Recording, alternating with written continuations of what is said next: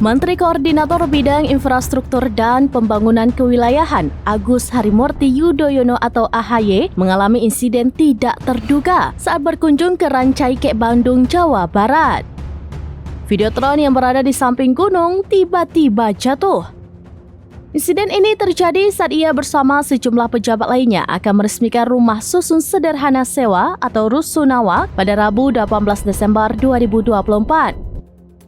Videotron ambruk tepat sebelum AHY menyampaikan sambutan. Saat itu, angin kencang menerjang lokasi rusunawa. Hal ini menyebabkan besi penyangga videotron di sisi kanan panggung roboh.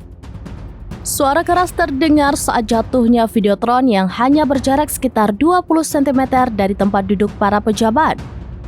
Para pejabat itu mulai dari anggota DPRD Jawa Barat Saiful Bahri dan beberapa pejabat kementerian. Saiful mengaku kaget saat videotron tersebut jatuh tepat di depannya. Akibat kejadian ini, sambutan AHY sempat tertunda. Ketua Umum Demokrat ini pun memeriksa keadaan para pejabat untuk memastikan tidak ada yang terluka sebelum melanjutkan pidatonya. Sementara sejumlah orang memegangi rangka videotron saat AHY memberikan sambutan.